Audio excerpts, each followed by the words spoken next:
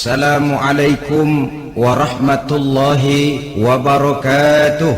Waalaikumsalam warahmatullahi wabarakatuh.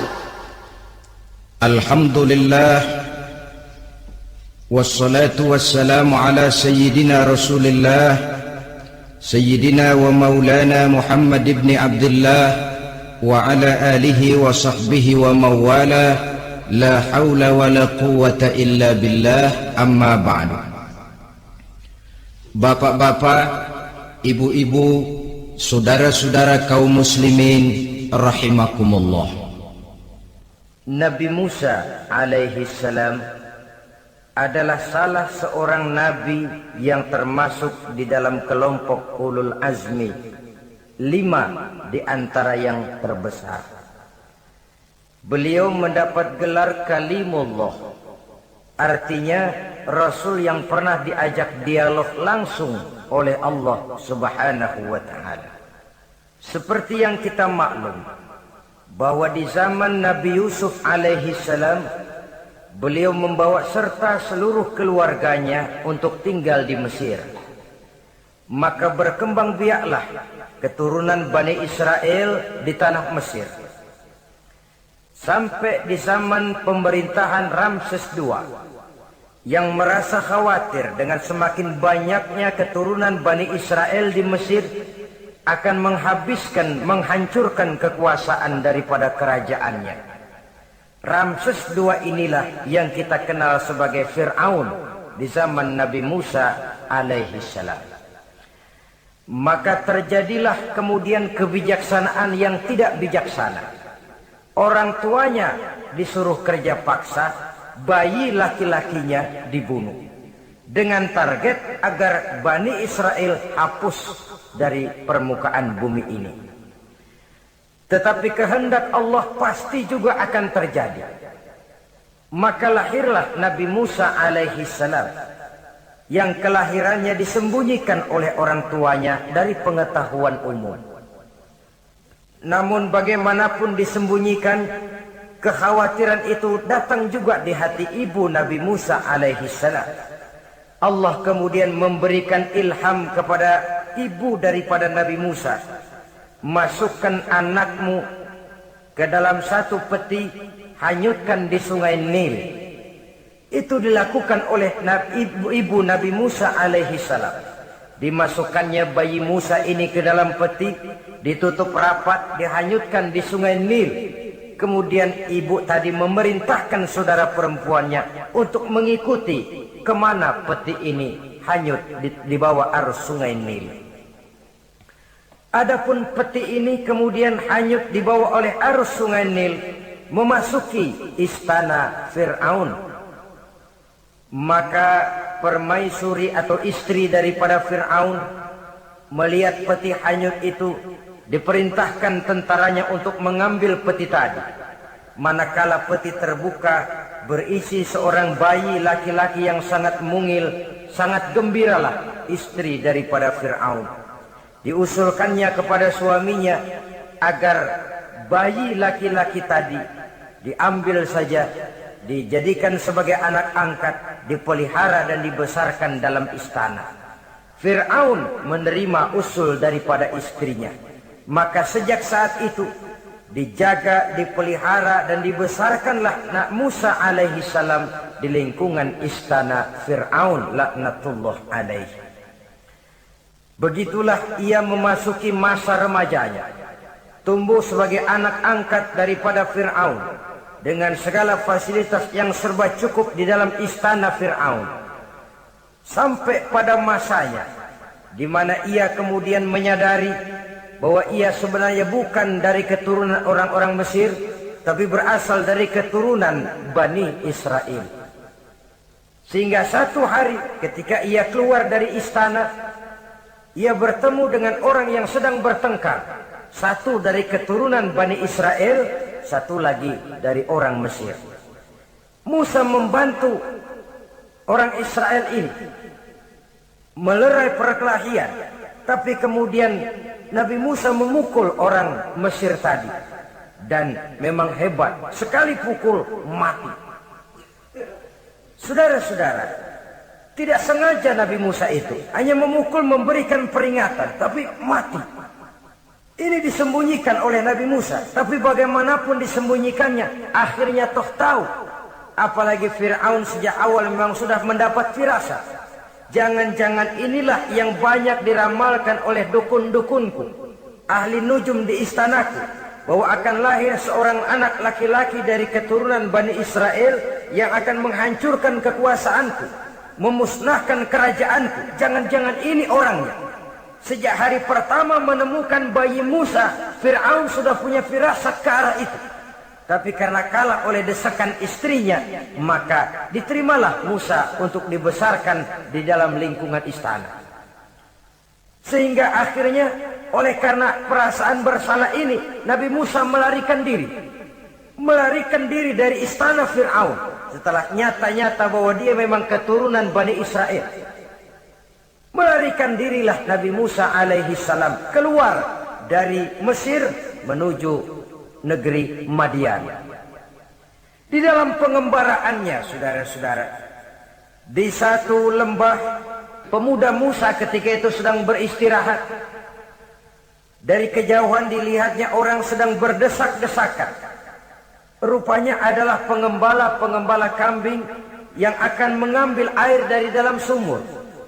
Di antara desakan-desakan orang itu, Nabi Musa melihat dua orang wanita kakak beradik minggir saja, tidak ikut berdesak-desakan. Nabi Musa menghampiri dua wanita tadi. Kamu sedang apa di sini? Kami sebenarnya ingin mengambil air. Kenapa tidak ikut berdesak-desakan? Itulah soalnya. Mereka laki-laki semua, gagah perkasa pula. Kalau kami ikut berdesak-desakan, bagaimana jadinya kami? Biarlah kami mengalah menunggu sampai mereka selesai semuanya, baru kami akan mengambil air. Mengertilah Nabi Musa bahwa wanita kakak beradik ini demikian halus akhlaknya. Gak mau berdesak-desakan sama orang laki. Budi pekertinya sedemikian luhur, sehingga berdesak-desakan itu saja sudah dianggap bisa mengurangi citranya sebagai wanita. Biar dia ngalah aja, tungguin ntar juga rapi. Sepintas itu saja sudah cukup bagi Nabi Musa, pemuda Musa, untuk menilai akhlak daripada wanita itu tadi. Oh, kalau kamu nunggu begini aja lama, kata Nabi Musa. Sudah, sini saya tolongin. Diambil embernya, Nabi Musa ikut berdesakan. Karena Nabi Musa memang kuat badannya, gak lama sudah dapat air. Sodorkan ke sana. Si wanita segera tahu bahwa pemuda ini begitu baik budi pekertinya, mau menolong orang yang dalam kesusahan. Akhirnya, bagaimana kalau kamu ikut saja ke rumah saya? Bapak saya sudah tua, senang hatinya kalau kamu ikut ke rumah, kenalan sama bapak saya. Ayolah, ayolah, berangkatlah. Dalam perjalanan, si wanita ini berjalan duluan, Nabi Musa di belakang. Kemudian Nabi Musa bilang, sebentar, saya duluan, kamu belakangan. Kenapa rupanya? Angin nakal bertiup menghembus pakaian si wanita, sehingga memberikan gambaran yang agak jelas tentang warna, bentuk, postur badan si wanita itu tadi. Sekarang Musa yang menunjukkan budi pekerti yang luhur. Dan manakala sampai di rumah si wanita kakak beradik tadi, diceritakanlah halnya bahwa dia ditolong oleh seorang pemuda. Inilah orangnya. Sangat bersukacitalah hati orang tua kedua wanita itu tadi.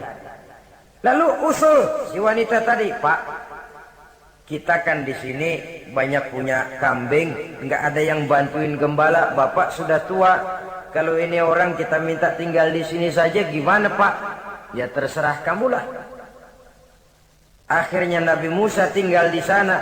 Menurut satu riwayat 8 tahun ikut mengembalakan kambing. Dan orang tua tadi tidak lain adalah Nabi Shu'aib alaihi salam, yang pada akhirnya kemudian Nabi Musa dikawinkan dengan wanita itu tadi. Setelah berumah tangga, Nabi Musa ingat kembali bahwa ia sesungguhnya keluar dari Mesir karena menghindarkan diri. Bahwa kaumnya Bani Israel hidup di Mesir itu tertindas di bawah rezim kekuasaan Fir'aun yang zalim. Dikerjakan secara paksa. wanita dipermalukan, bayi-bayi laki-laki dibunuh. Tergerak hatinya. Iya, dia sudah enak, punya mertua bijaksana, punya istri cantik, hidup tenang sebagai pengembala kambing. Tapi nurani kebangsaannya berontak. Saya tidak boleh bersenang-senang sementara bangsa saya ditindas. Saya tidak boleh menari di atas bangkai saudara saya. Saya tidak boleh tersenyum di atas penderitaan saudara-saudara saya. Saudara-saudara saya Bani Israel merintih di bawah penindasan Fir'aun. Saya harus membebaskan mereka. Diceritakanlah hal ini kepada mertuanya. Wah, kalau pakai bahasa mertua, saya mau kembali ke Mesir. Untuk apa Musa? Untuk menyelamatkan saudara-saudara saya Bani Israel yang masih dalam cengkraman kezaliman rezim Fir'aun. Saya harus membebaskan mereka. Ya kalau memang itu tekadmu nak, berangkatlah. Bapak mengiringimu dengan doa. Berangkatlah Nabi Musa bersama istrinya. Sampai ketika beliau sedang istirahat di satu lembah, dari kejauhan beliau melihat ada api menyala. Beliau berkata kepada istrinya, kau tunggu di sini. Tidak lama saya akan kembali. Saya akan menghampiri api itu. Berangkat Nabi Musa ke arah api menyala tadi. Makin didekati makin terang sinarnya. Sampai kemudian terdengar suara, ya Musa, inni ana rabbuka fakhla' na'laik. Innaka bil wadil muqaddasi tuwa wa ana ikhtartuka fastami' lima yuha. Wahai Musa, akulah Tuhanmu. Bukalah terompahmu. Sesungguhnya engkau berada di satu lembah yang disucikan bernama lembah Tua. Aku telah memilihmu Musa, dan sekarang dengarlah apa yang diwahyukan kepadamu. Pada saat itulah turun wahyu pertama, dan resmilah sudah Nabi Musa diangkat menjadi Rasul oleh Allah Subhanahu wa Ta'ala di satu lembah di Bukit Tur Sina. Apa wahyu yang pertama turun? Bunyinya, innani anallah la ilaha illa ana fa'budni. Sesungguhnya aku inilah adalah benar-benar Tuhanmu. Tidak ada Allah selain daripada aku. Maka hendaklah engkau hanya beribadah menyembah kepadaku. Ini umum saudara. Semua Rasul yang diutus Allah, inilah ajaran prinsipnya. Anallah la ilaha illa ana. Akulah Allah Tuhanmu. Tidak ada Tuhan lain selain Allah. Semua Rasul membawa ajaran ini. Begitu Islam menyelamatkan kita masyarakat manusia. Ya ayyuhan nasu ubudu rabbakumul ladzi khalaqakum. Hai manusia, Tuhanmu yang perlu kamu sembah itu hanyalah Tuhan yang telah menciptakan kamu. Dan itu tidak lain adalah Allah yang lam yalid wa lam yulad wa lam yakul lahu kufuwan ahad, yang laisa kamitslihi syai'un. Ia tidak beranak, ia tidak diperanakkan, dan ia tidak bisa diserupakan dengan apapun. Dialah Allah itu. Begitu wahyu yang diberikan kepada Adam, kepada Nuh, kepada Ibrahim, kepada Yusuf, bahkan kepada Musa alaihissalam. Innani anallah la ilaha illa ana fa'budni. Akulah Allah Tuhanmu. Tidak ada Tuhan lain selain daripada aku Allah. Maka kepadakulah kamu hanya menyembah. Ini wahyu yang pertama turun, sudah berisi tauhid. Jadi hakikatnya agama Yahudi saudara adalah agama tauhid. Agama monoteis. Agama yang mengajarkan hanya ada satu Tuhan untuk seluruh alam. Dan Tuhan itu adalah Allah Subhanahu wa Ta'ala. Jadi asas dari seluruh misi yang dibawa oleh Rasul yang 25 itu sama. Tauhid inti ajarannya. Setelah tauhid, wa aqimis sholata li dzikri, dan dirikanlah salat untuk mengingat aku. Jadi salat pun diwajibkan kepada Nabi Musa. Cuma teknisnya yang berbeda. Bagaimana salat di zaman Nabi Musa, bagaimana salat di zaman Nabi Sulaiman, bagaimana salat di zaman Nabi Muhammad. Prinsipnya sama, salat. teknisnya yang berbeda. Di zaman Nabi Sulaiman konon sholat itu tidak pakai ruku, tidak pakai sujud, diri saja. Makanya Nabi Sulaiman itu menurut riwayat meninggalnya dalam posisi berdiri. Artinya apa? Dalam keadaan sholat beliau itu. Bukan diri ngejedek kayak kita nungguin bus, bukan.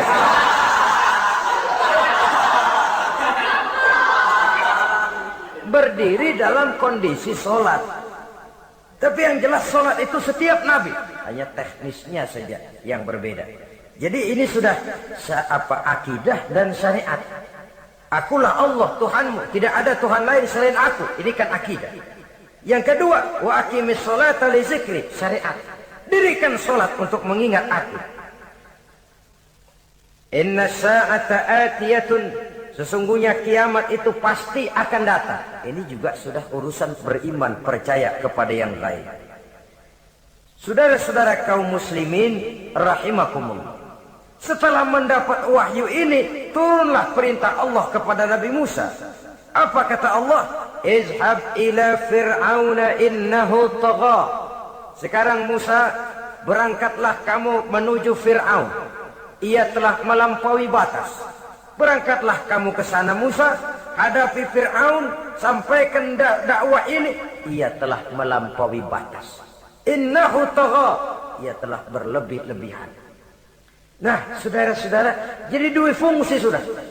Kalau pada mulanya Nabi Musa berniat kembali ke Mesir hanya untuk membebaskan kaumnya Bani Israel, sekarang malah bertambah. Tidak hanya sekedar itu, malah lebih utama adalah menyampaikan risalah, menyampaikan misi kerasulannya, menyadarkan Fir'aun, menegakkan tauhid, mengembangkan syariat.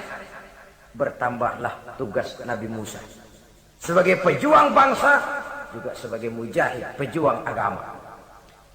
Pada mulanya sebagai pejuang bangsa tuh. Artinya Nabi Musa ini kembali kepada Fir'aun di Mesir, tujuannya tadi kan cuma untuk membebaskan Bani Israel kaumnya. Ini pejuang bangsa. Tapi di tengah jalan ia mendapat wahyu. Berangkat kau kepada Fir'aun, innahu tagha, ia telah melampaui batas. Sadarkan dirinya. Canangkan tauhid, sampaikan syariat. Bertambahlah tugasnya. Lebih daripada sekedar pejuang bangsa, ia juga pejuang agama, pejuang tauhid. Dua fungsi.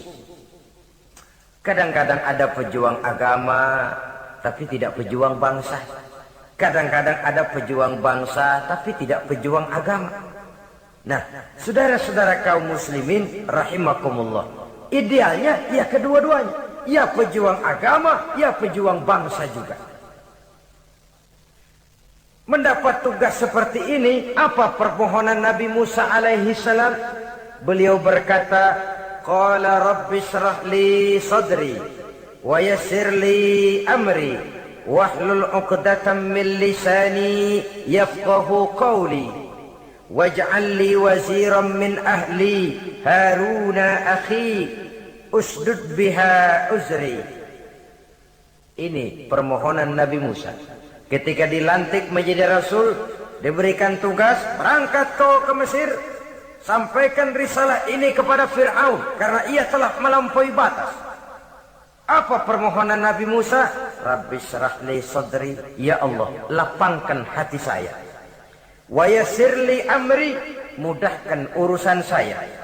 Wahlul 'uqdatam min lisani, buka kebekuan lidah saya. Yafqahu qawli, sehingga mereka mengerti apa yang akan saya bicarakan. Ini kondisi dasar. Memulai satu perjuangan dengan persiapan dasar. Apa permohonan pertama? Isyrah li sadri, lapangkan jiwa saya. Menghadapi musuh dengan jiwa yang lapang itu penting. Kalau kita menghadapi musuh dengan jiwa yang sempit, kita sudah kalah sebelum perang. Menghadapi musuh dengan jiwa yang lapang, artinya masih berharap kalau dia mau mengikuti ajaran ini. Jadi pada tahap pertama itu datang bukan sebagai orang yang mau membasmi, tapi sebagai orang yang mau menyelamatkan. Ini perlu jiwa yang lapang. Sebab dakwah Nabi Musa itu kan pertama menyadarkan Fir'aun dulu. Nanti akan kita lihat setelah disadarkan dengan kata-kata, tidak kena juga dengan bukti berupa mukjizat. Masih bandel juga. Musa mohon supaya dikirim bencana. Masih nggak mempan juga. Habis nih urusan.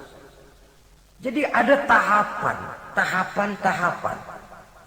Sesuai dengan kemungkinan Fir'aun bisa menerima. Peringatan dulu. Setelah peringatan, bukti berupa mukjizat. Dihadapkan dengan sihir, menang mukjizat. Masih tidak mempan juga, teguran, dikirimkan azab, dikirimkan bencana.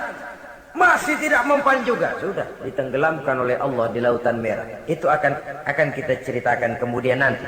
Jadi apa yang diminta oleh Nabi Musa, ya Allah, lapangkan hati saya menghadapi Fir'aun ini. Fir'aun CS, Fir'aun, Haman, dan lain-lain. Dan jangan lupa Fir'aun itu cuma ya hakikat tapi juga simbol. Hakikatnya memang ada yang namanya Fir'aun itu. Simbol karena Fir'aun selalu berkembang. Di setiap zaman, di setiap tempat Fir'aun selalu ada.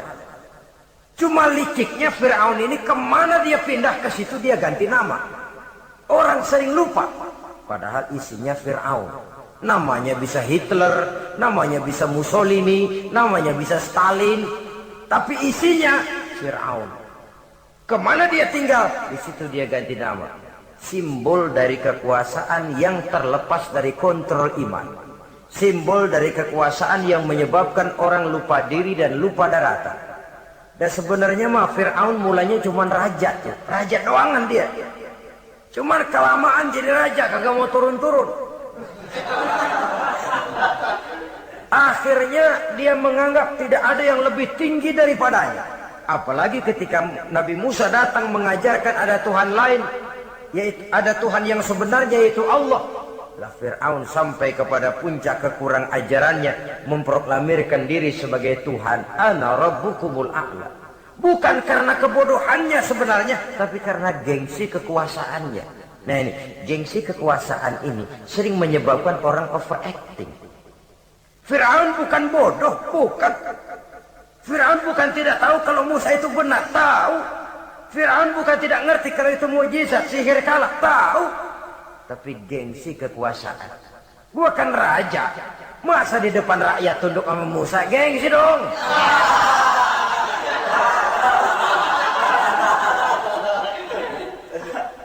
Cobalah lihat, gengsi kekuasaan sering membuat orang mau menginjak-injak kebenaran, mau membohongi hati nuraninya sendiri, mau membohongi kolbinya, hatinya.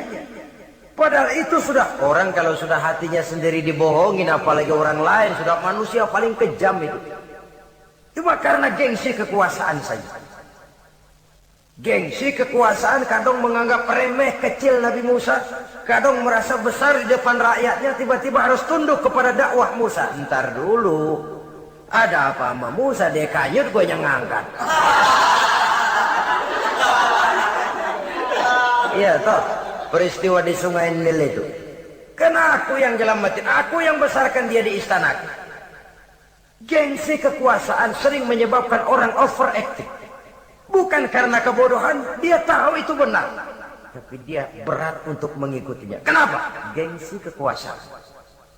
Inilah watak Fir'aun. Oleh sebab itu Nabi Musa minta, ya Allah, lapangkan hati saya menghadapi orang kayak Fir'aun ini.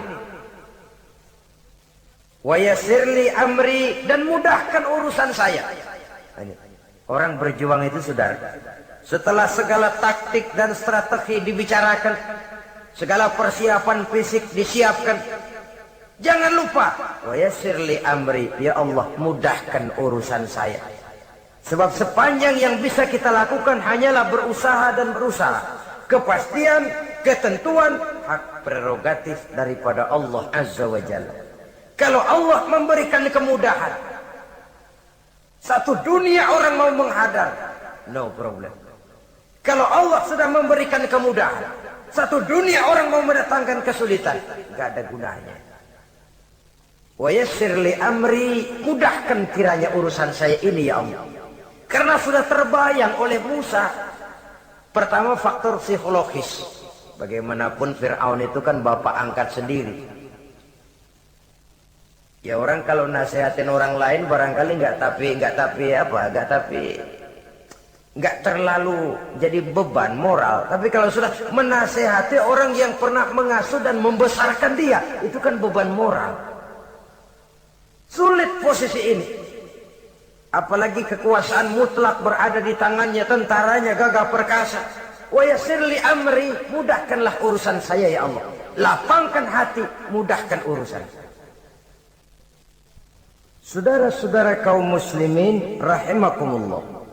Permohonan yang ketiga dari Nabi Musa setelah minta dilapangkan hati dan dimudahkan urusan, wahlul 'uqdatam min lisani, bukalah kebekuan lidahku. Satu riwayat menjelaskan bahwa Nabi Musa memang agak gagap kalau bicara. Riwayat lain menjelaskan bahwa beliau agak sedikit cadel. Tapi yang jelas minta agar dibukakan kebekuan lidah. Ini mengandung satu pelajaran bahwa cara menyampaikan sesuatu akan sangat menentukan sesuatu itu sendiri. Sesuatu yang baik, kalau salah cara kita mengucapkannya, salah cara kita menyampaikannya, jadi tidak baik kesan orang. Ini soal ucapan. Soal hati itu Allah saja yang tahu. Tapi kan orang sebelum tahu hati ini, omongan yang didengar, tingkah laku yang dilihat. Maka ini yang diminta oleh Nabi Musa alaihissalam. Misi risalah ini berat. Menyampaikan pesan ilahi ini tidak ringan. Kalau salah saja ngomong, akan timbul kesalahpengertian. Oleh sebab itu, wahlul 'uqdatam min lisani, bukalah kebekuan lidah saya ini, supaya lancar bicara untuk menyampaikan yang hak, menghancurkan yang batil. Saudara hadirin yang saya hormati, lalu permohonan yang selanjutnya daripada Nabi Musa alaihissalam, waj'al li waziran min ahli, dan jadikanlah bagiku seorang pembantu dari keluargaku. Siapa? Harun akhi, dia tidak lain adalah saudaraku Harun. Usdud biha uzri, akan saya limpahkan kepadanya segala beban-beban yang saya derita. Artinya orang berjuang perlu teman, gak bisa sendirian. Gak, bagaimanapun hebatnya kita tetap memerlukan bantuan daripada orang lain. Sendiri memang lebih baik daripada berteman orang jahat, tapi berdua lebih baik daripada sendiri. Bertiga lebih baik daripada berdua. Makin banyak makin baik. Untuk satu persoalan yang besar memerlukan kebersamaan. Begitulah Nabi Musa memberikan contoh. Saya tidak bisa berjuang sendiri. Saya minta dibantu oleh saudara saya Harun. Jadikan dia pembantu saya. Tempat saya membagi suka dan duka dalam perjuangan ini. Tempat saya bercerita, tempat saya mengeluh, tempat saya melarikan persoalan. Sebab beban hati itu akan berkurang kalau kita ada tempat kita bercerita. Nah, saudara-saudara, berangkatlah Nabi Musa ke Mesir. Kemudian mulai menyampaikan dakwahnya kepada Fir'aun, laknatullah alaih. Fir'aun mendengar Musa datang kembali. Kemudian terjadilah forum dakwah itu. Apa kata Fir'aun? Musa, kamu kemana saja? Saya pergi ke Madian. Apa yang kamu lakukan? Begini, begitu. Kamu melarikan diri? Pada mulanya iya. Dan sekarang apa maksud kamu datang kembali ke Mesir? Semula saya ingin membebaskan kaum saya Bani Israel. Lalu saya kemudian menerima wahyu dari Allah. Ditugaskan, diperintahkan langsung oleh Allah, Sang Maha Komandan, untuk datang menemui Tuhan, menyadarkan Tuhan dari kesesatan selama ini. Siapa Allah itu Musa? Allah adalah Tuhan saya dan Tuhan juga dan Tuhan seluruh alam ini. Baru nih Musa. Saya baru dengar nih. Ada yang begini nih. Tuhanlah pakai nggak kelihatan.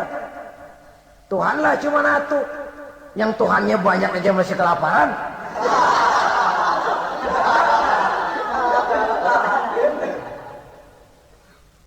Di mana Tuhan? Tuhan saya bersemayam di aras, tempat yang sangat tinggi. Hei Haman, kata Fir'aun kepada Perdana Menterinya, bikin menara yang tinggi.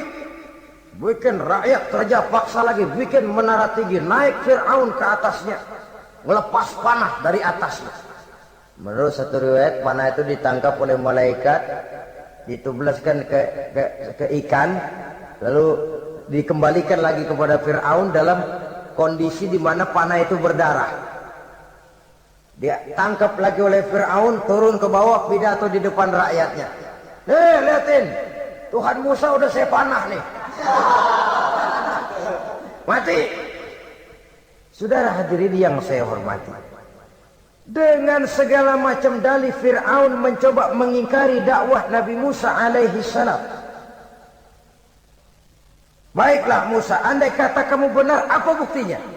Tuhan mau apa? Kamu sanggup menandingi tukang sihir saya? Insya Allah. Ayo kumpul, tukang sihir kumpul. Kumpulkan tukang sihir, dilepaskan tali-tali kecil, berubah jadi ular mengejar Musa. Musa oleh Allah difirmankan, lemparkan tongkatmu Musa. Musa melemparkan tongkatnya. Tongkat Musa kemudian berubah menjadi ular besar yang menerkam ular-ular kecil tadi. Habis itu ular kecil ciptaan tukang sihir Fir'aun. Begitu hebat mukjizat yang diberikan Nabi Musa, dan Fir'aun tahu itu mukjizat. Tapi dia ingkar juga. Tidak mau beriman. Sudah nyata bukti, sudah jelas saksi. Dia tetap ingkar. Akhirnya Nabi Musa berdoa memohon kepada Allah. Rabbana innaka ataita fir'auna wa mala'ahu zinatan wa amwalan fil hayatid dunya. Wahai Allah, sungguh engkau telah memberikan kepada Fir'aun dan para pembesarnya zinatan, segala macam perhiasan, wa amwalan, dan segala macam harta benda, fil hayatid dunya, di dalam kehidupan dunia ini. Rabbana liyudillu an sabilik, semuanya hanya menyebabkan mereka jadi sesat dari jalanmu. Rabbana tmis ala amwalihim, ya Allah binasakanlah mereka di dalam hartanya. Wasdud ala qulubihim, tutuplah pintu hatinya. Fala yu'minu hatta yarawul azabal alim, mereka tidak akan beriman sampai mereka melihat azab yang sangat pedih. Sudah dibuktikan dakwah baik-baik tidak mempan, bukti berupa mukjizat tidak kena, sampai dikirimkan teguran berupa berbagai macam bencana masih tidak juga beriman. Akhirnya Nabi Musa memutuskan, kalau begitu menyelamatkan kaum dulu lah. Kaumnya Bani Israel dibebaskan dari perbudakan, dibawa oleh Musa keluar dari Fir'aun, dari Mesir, dikejar oleh Fir'aun. Dalam pengejaran ini sampailah Nabi Musa di tepian Laut Merah. Buntu, depan laut, belakang tentara Fir'aun. Maju kecebur, mundur kepergok musuh. Enggak ada pilihan lain. Dalam kondisi seperti ini, Allah Subhanahu wa ta'ala berfirman kepada Musa, lemparkan tongkatmu ke laut, hai Musa. Musa melemparkan tongkatnya ke laut. Terjadilah mukjizat. Laut terbelah, jalan muncul ke permukaan laut. Lewat Musa di jalan itu, Fir'aun terus mengejar. Ketika Musa sampai di tepian sebelah sana, Fir'aun masih di tengah jalan. Laut menutup kembali, hilang itu jalanan. Fir'aun dan seluruh tentaranya tenggelam di Lautan Merah, mati. Pada saat kondisi seperti itulah Fir'aun dalam keadaan menghadapi sakaratul maut, napas cengap-cengap, hampir putus di leher, berkata dia, amantu bi Rabbi Musa wa Harun. Kalau begini mah saya juga percaya dah sama Tuhan. Percaya dah sama Tuhannya Musa dan Tuhannya Harun. Kata malaikat maut, kemarin kemana mas?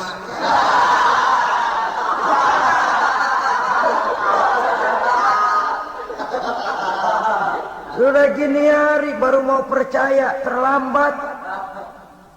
Terlambat. Akhirnya Fir'aun mati. Mati, tapi badannya utuh. Allah berjanji, wa kadzalika nunajjika bi badanika litakuna liman khalfaka ayah. Kami selamatkan badanmu Fir'aun agar menjadi pelajaran bagi orang-orang sesudah kamu nanti. Fir'aun mati, tapi badannya selamat terdampar di tepi pantai oleh rakyat Mesir. Wah, ini raja kita nih, raja kita, ketemu, hidup, mati.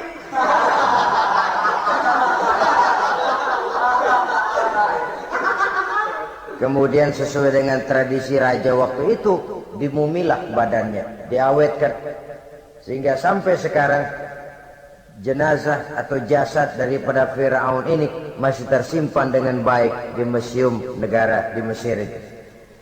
Saudara-saudara kaum muslimin rahimakumullah.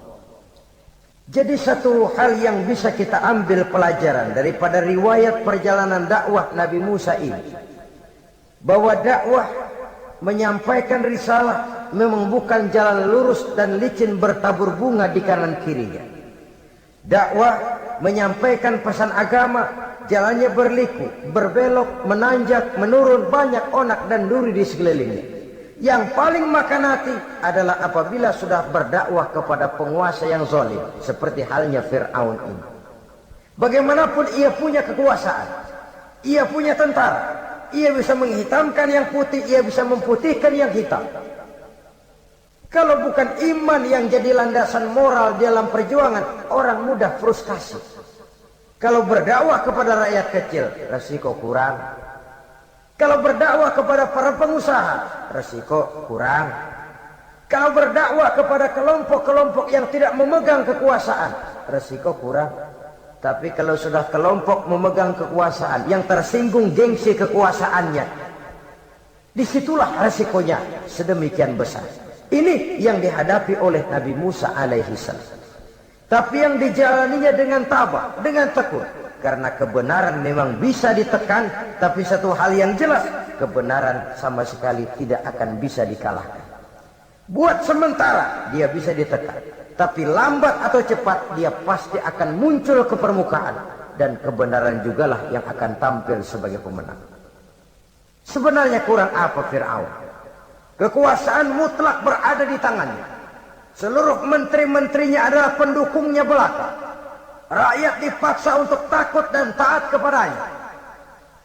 Dia adalah kekuasaan tunggal di Mesir. Sementara kaum Bani Israel berada di bawah penjajahannya, penindasannya, kesewenang-wenangannya. Dan bahkan ketika Nabi Musa sudah menyampaikan dakwahnya, Fir'aun malah sempat mengungkap jasa. Musa, kamu kok sekarang bisa begitu? Enggak ingat ya dulu kamu hanyut di sungai Nil, istri saya kan yang angkat, saya yang besarkan di istana saya. Kok sekarang kamu bisa ngelawan saya sih? Ini biasa. Apa jawab Nabi Musa? Kenikmatan yang kau berikan kepada saya belum seberapa ketimbang penghinaanmu kepada kaum saya Bani Israel. Jangan kau menyangka Fir'aun, kalau saya kau bikin senang, saya lalu akan mau mengkhianati bangsa saya sendiri. Tidak. Sama sekali kesenangan yang kau berikan kepada saya tidak akan menutup mata saya dari kondisi yang dihadapi oleh kaum saya, oleh umat saya. Mereka tersiksa, mereka menderita, mereka merana. Haruskah saya lupakan mereka cuma karena saya sudah tinggal di istanamu, engkau yang membesarkan? Padahal kau pun membesarkan saya bukan karena kemauanmu, desakan daripada istrimu. Jangan ngitung-ngitung jasa Fir'aun. Andai kata pun jasamu ada kepada saya, belum seberapa ketimbang penghinaanmu kepada bangsa saya Bani Israel. Di situ Nabi Musa menunjukkan sifat nasionalisme yang sangat tinggi, rasa nasionalisme yang sangat mendalam. Kadang-kadang kan orang ya seperti di zaman penjajahan Belanda, karena diangkat jadi tuan tanah, bangsanya sendiri diinjak-injak. Karena diangkat jadi centeng dikit dah, kumis mbaplang dah, bukan main. Bangsanya sendiri diinjak-injak. Fir'aun mengingatkan ini. Kalau cara kita, lo gede di sini, makan di sini, segala macam di sini dah. Masa lupa kacang sama kulitnya? Kasarnya mah lo bisa begini nih, Musa nih gue yang ngerawatin lo. Saya yang menjagamu, mengangkatmu dari sungai Nil. Masa sekarang sudah gede begini kamu mau berhadapan dengan saya? Punya pikiran dong dikit kalau cara kita. Mikir dong, mikir. Dulu lagi kayu di Nil, siapa yang angkat? Musa tidak membantah. Betul itu Fir'aun, betul. Tapi apalah artinya semua itu ketimbang penghinaan yang engkau berikan kepada bangsa saya? Saya tidak mungkin menari-nari di atas bangkai umat saya. Saya tidak mungkin bersenang-senang di atas penderitaan kaum saya. Dan saya tidak mungkin senyum ceria di atas derita daripada kaum saya. Dengan tidak melupakan jasamu, saya tidak akan merubah pendirian saya. Saya ingin membebaskan penjajahan. Saya ingin membebaskan kaum saya Bani Israel dari belenggu penindasan. Kalau engkau sudah tidak mau mendengar dakwah yang saya sampaikan, tidak mau bertuhan Allah, tidak mau menyembah kepadanya, tetap dengan keangkuhan dan kesombonganmu sekarang ini, okelah, berjalanlah dengan keyakinanmu. Tapi saya harus membebaskan kaum saya Bani Israel. Saudara-saudara kaum muslimin rahimakumullah. Itulah jalan dakwah, jalan menyampaikan risalah agama, risalah Islam. Sekali lagi, bukan jalan lurus bertabur bunga. Tapi agama memberikan ajaran, balighu anni walau ayat. Sampaikan dari aku, walaupun cuma sekedar satu ayat saja. Tugas ini memang mulia, tapi berat. Tugas ini memang terhormat, tapi penuh resiko. Ya kalau menyampaikan asal sekedar menyampaikan, sudahlah, pokoknya nyampaikan percaya syukur kagak udah dah. Bukan cuma sekadar itu, ada semacam tanggung jawab moral. Maka kondisi dasar yang dilakukan oleh Nabi Musa, permohonan yang tadi itu, ya Allah lapangkan hati saya. Jalan ini penuh onak dan duri, berliku menanjak menurun. Banyak halangan, tentangan, rintangan, dan fitnahan. Kemudian mudahkan urusan saya. Menentang kekuasaan Fir'aun bukan perkara ringan. Bukan urusan main-main. Menentang raja yang sedang berkuasa. Kekuasaannya mutlak, otoriter pula. Diktator murni Fir'aun itu. Mudahkan urusan saya menghadapi jalan ini ya Allah. Karena tidak mungkin menurut otak. Mana bisa kata kebiasaan, impossible kata rasio. Kalau Allah mau memudahkan, semua jalan akan terbuka dengan mudah.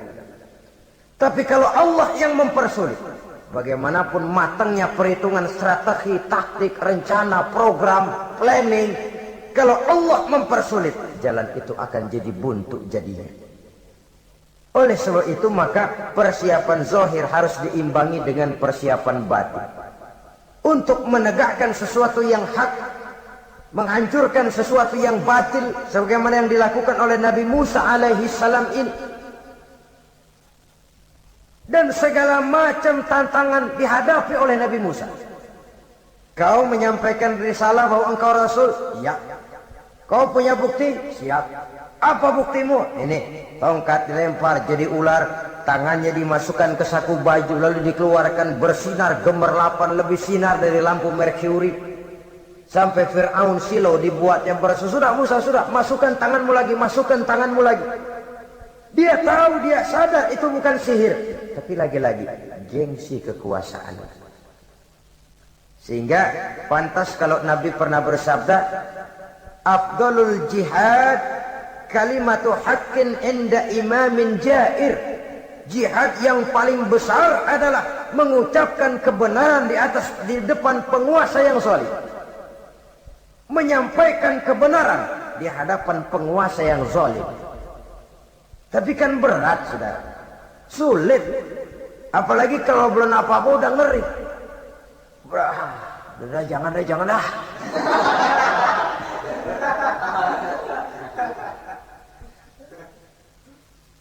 Itu sebabnya Israh li sadri, lapangkan hati saya. Saya tidak punya kepentingan apa-apa kecuali menyampaikan kebenaran. Kalau sudah ada kepentingan pribadi, itu yang sering jadi handicap. Itu yang sering jadi jurang pemisah antara kita dengan orang yang akan kita sampaikan kebenaran tadi. Saudara-saudara kaum muslimin rahimakumullah, maka terasa benar relevannya doa yang diajarkan oleh Rasul kepada kita. Allahumma arinal haqqa haqqa warzuqna ittiba'ah wa arinal batila batilan warzuqna ijtinabah. Ya Allah, tunjukkan kepada saya bahwa yang benar itu benar, berikan saya kekuatan untuk mengikutinya. Ya Allah, tunjukkan kepada saya bahwa yang salah itu salah, berikan saya kekuatan menghindarinya. Kenapa? Orang sering tahu bahwa itu benar, tapi tidak berdaya mengikutinya. Seperti Fir'aun, tahu bahwa Musa itu benar. Abu Jahal, Abu Lahab juga tahu bahwa Nabi Muhammad itu benar. Abrahat juga tahu bahwa Nabi Ibrahim itu benar. Namrus juga tahu Ibrahim itu benar. Tapi mereka tidak berdaya mengikuti kebenaran karena gengsi kekuasaannya. Kadang kita tahu bahwa itu salah. Salah itu. Tapi karena dilakukan oleh orang yang punya kekuasaan, kita lalu tidak berdaya menghindarinya. Malah terjebak ikut-ikutan salah. Lalu menghibur-hibur diri. Sudahlah, tak ada gading yang tak retak. Bukankah dengan demikian kita sudah melegimitir kesalahan? Tahu bahwa itu benar dan mampu mengikutinya, itu nikmat. Tapi tahu itu benar namun tidak berdaya mengikutinya, itu mendatangkan siksaan batin. Tahu itu salah dan mampu menegur, itu nikmat. Tahu bahwa itu salah tapi larut ikut salah, nimbrung dalam kesalahan, itu mendatangkan tekanan batin. Jadi tahu kebenaran itu penting. Tapi terketuk hati mengikuti kebenaran itu jauh lebih penting. Semua kita tahu Islam itu benar. Tapi semua yang tahu Islam itu benar, maukah mengikuti ajaran Islam? Tidak. Tidak. Semua orang tahu kalau judi itu batil. Hatta penjudi yang paling kakap pun mesti tahu kalau itu batil, itu tidak baik. Tapi dia tidak berdaya untuk menghindarkannya. Terjebak ke dalam penyakit itu tadi. Oleh sebab itu, saudara-saudara kaum muslimin yang saya cintai, tidak ada satu ucapan yang lebih baik. Dalam istilah Quran itu Allah menjelaskan, "Wa man ahsanu qawlan mimman da'a ila Allah wa 'amila salihan wa qala innani minal muslimin." Ucapan siapakah yang lebih baik dalam hidup ini selain daripada mimman da'a ilallah, selain daripada ucapan orang-orang yang menyeru ke jalan Allah, orang-orang yang menyadarkan kepada agama, ini jalan Allah, mari ikuti, itu jalan setan, mari tinggalkan. Wa amila salihan, tidak cukup sekadar berdakwah mengajak orang ke jalan Allah, dia juga beramal soleh. Dia bangun rumah sakit, dia bangun madrasah, dia bangun masjid, dia makmurkan majlis taklim, dia santuni yatim piatu. Wa qala innani minal muslimin, seraya berkata, saya termasuk orang yang berserah diri kepada Allah. Da'a ila Allah wa amila salihan wa qala innani minal muslimin. Menyerukan manusia ke jalan Allah, beramal soleh, dakwah bil hal kata orang sekarang. Kemudian mereka pada akhirnya berkata, kami adalah sekelompok orang-orang yang sudah berserah diri kepada Allah. Segalanya diserahkan kepada Allah. Lahirlah kedamaian rohani, ketegaran pribadi, ketentraman batin di dalam dia melaksanakan tugasnya. Kalau tidak, maka nanti ya tuh orang kan gua ajak baik-baik urus sembahyang, apa gua dimusuhin. Dipikirin, kurus deh. Ampok aja deh. Maka nanti soal orang mau beriman atau tidak itu bukan urusan kita. Tugas kita hanya sekedar penyampai. Tugas Rasul hanya sekedar penyampai. Kalau dakwah sudah disampaikan, metode sudah disusun, pendekatan sudah baik, tapi orang tidak mau beriman, Allahumma inni qad ballaghtu, ya Allah sudah saya sampaikan, ya Allah sudah saya peringatkan, ya Allah sudah saya sampaikan, ya Allah sudah saya tegur. Kalau toh tetap begitu juga, sudah saya sampaikan ya Allah. Di sana kelapangan lalu tumbuh. Jadi dengan kata lain, kita hanya berusaha, hidayah adalah di tangan Allah. Oleh sebab itu, kita ini termasuk yang bersyukur telah mendapat limpahan hidayah ini. Kalau kita lihat Fir'aun CS termasuk Haman, Perdana Menterinya, dan seluruh bala tentaranya, kurang apa? Mereka lihat mukjizat. Mereka saksikan kebesaran Allah. Di dunia juga mereka sudah dikirim bencana, teguran kepada mereka, entah tidak juga beriman. Dan strategi Nabi Musa, mula-mula dialog. Diajak ngomong, diajak bicara, diajak mikir, tukar pikiran. Allah itu begini-begini. Oh tidak bisa, iya begini-begitu. Masih tidak percaya juga. Dibuktikan, mukjizat. Tongkat jadi ular, tangan bisa mengeluarkan sinar. Masih ingkar juga. Keluar doanya nih. Doa yang ada dalam surah Yunus ayat 88-89. Rabbana tmis ala amwalihim. Ya Allah, cukup dah. Seruan sudah disampaikan, peringatan sudah diberikan, mukjizat sudah mereka lihat, tapi enggak juga mau beriman. Buresin aja harta bendanya dah. Habisin aja. Habisin aja, habisin. Dikasih perhiasan kehidupan dunia. Innaka ataita fir'auna wa mala'ahu zinatan wa amwalan. Dikasih harta, kesenangan dunia, bikin sesat. Habisin aja dah. Wastud ala qulubihim, hatinya 4 dah. Udah dipatri, udah enggak mempan apa-apa. Udahlah ya Allah. Wala yu'minu hatta yarawul azab al-alim. Rasanya mereka memang enggak bakalan mau beriman kalau belum lihat azab yang sangat pedih. Dan memang setelah timbul tenggelam, napas mau sekarat, baru beriman. Terlambatlah sudah. Nah, saudara-saudara kaum muslimin rahimakumullah. Bagaimana akhir daripada perjalanan Nabi Musa ini, insya Allah akan kita bicarakan pada pertemuan berikutnya. Terima kasih atas perhatian saudara. Mohon maaf atas segala kekurangan. Wassalamualaikum warahmatullahi wabarakatuh.